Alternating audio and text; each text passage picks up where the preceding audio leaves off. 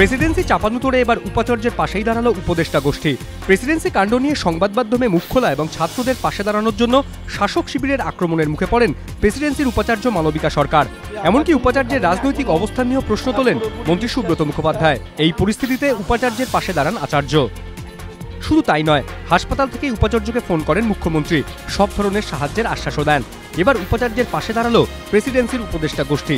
প্রেসিডেন্সিতে হামলার ঘটনাকে জঘন্য আখ্যা দিয়ে উপদেষ্টা গোষ্ঠীর চেয়ারম্যান সুগত বসু বললেন, দুর্বৃত্তদের শাস্তি চাই।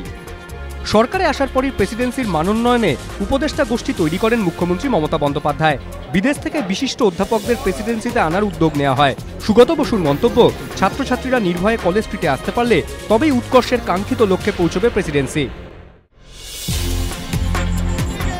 ঘটনা এক, অভিযোগ অনেক। প্রেসিডেন্সি কাণ্ডে ফের নয়া অভিযোগ।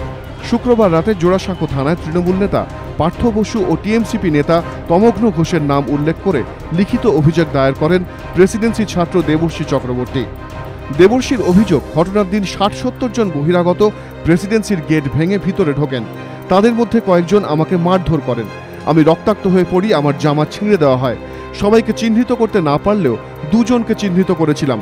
তাদের মধ্যে ছিলেন তৃণমূল নেতা পার্থ বসু ও টিএমসিপি নেতা তমগ্ন ঘোষ। যদিও ঘটনার অব্যবহিত পরেই তৃণমূল ছাত্র পরিষদের নেতা তমগ্ন ঘোষ অভিযোগ করেন, তাঁদের শান্তিপূর্ণ মিছিলের উপর প্রথম হামলা চালান এসএফআই সমর্থকেরাই। এমনকি প্রেসিডেন্সির ভিতর থেকে মিছিল লক্ষ্য করে চাঙড় ছোড়া হয় বলেও অভিযোগ।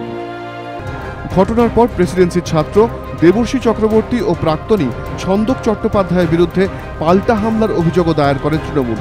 যদিও ব্যক্তিগত বন্ডে জামিন পান তাঁরা। মিথ্যে মামলার অভিযোগ তোলেন প্রেসিডেন্সির পড়ুয়ারা। এ প্রসঙ্গে শুক্রবার মুখ খোলেন আচার্য রাজ্যপালও। ক্যানিং, বাসন্তী, সোনারপুর সহ দক্ষিণ ২৪ পরগনার বিভিন্ন এলাকা থেকে নারী পাচারের অভিযোগ উঠছিল দীর্ঘদিন ধরেই, কিন্তু তদন্ত চালিয়েও সেই চক্রের হদিশ পায়নি পুলিশ। শেষমেশ টোপ পাততেই নাগাল মিলল চক্রের। পুলিশ সূত্রে খবর, নারী পাচারের অভিযোগের ভিত্তিতে তদন্ত নেমে জানা যায়, লোভনীয় চাকরির টোপ দিয়ে কিশোরীদের বিহার, উত্তরপ্রদেশ সহ বিভিন্ন রাজ্যে পাচার করছে একটি চক্র। এমনকি এই তথ্য সামনে আসে যে লক্ষাধিক টাকার বিনিময়ে কিশোরীদের বিক্রি করে দেওয়া হচ্ছে ভিন রাজ্যের পানশালার মালিকদের হাতে। এরপরে তদন্তে পুলিশের হাতে আসে একটি ফোন নম্বর। তারপর পুলিশই এক মহিলাকে দিয়ে সেই নম্বরে ফোন করিয়ে টোপ দেয়।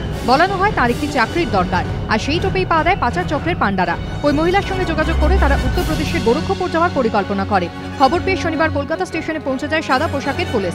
ট্রেনে উঠতেই গ্রেফতার করা হয় এক মহিলা সহ ৪ জনকে। পুলিশের অনুমান, এই পাচারের পিছনে বড়সড় কোনো চক্র রয়েছে। ধৃতদের জেরা করে সে বিষয়ে খোঁজ করছে পুলিশ। ওডাফা বললেন, গোলটা ভগবানের উপহার। টোলগে বললেন, আর একটা ওই রকম ম্যাচ খেললে আমার হার্ট অ্যাটাক হবে। করিম বললেন, 0 থেকে শুরু করার পর প্রতিটা ম্যাচই ফাইনাল ছিল। অসম্ভব চাপ, তবু ছেলেরা বিশ্বাস হারায়নি। মোহনবাগানের ম্যাচ মানেই নাটক। রুদ্ধশ্বাস থ্রিলার দেখার অভ্যেস করে ফেলেছে কল্যাণী। মুম্বাই এফসির পর এবার এয়ার ইন্ডিয়া। এবারও স্টপেজ টাইম থ্রিলারে ৩-২ জিতল মোহনবাগান। আপাতত রক্ষে অবনমনের আতঙ্ক থেকে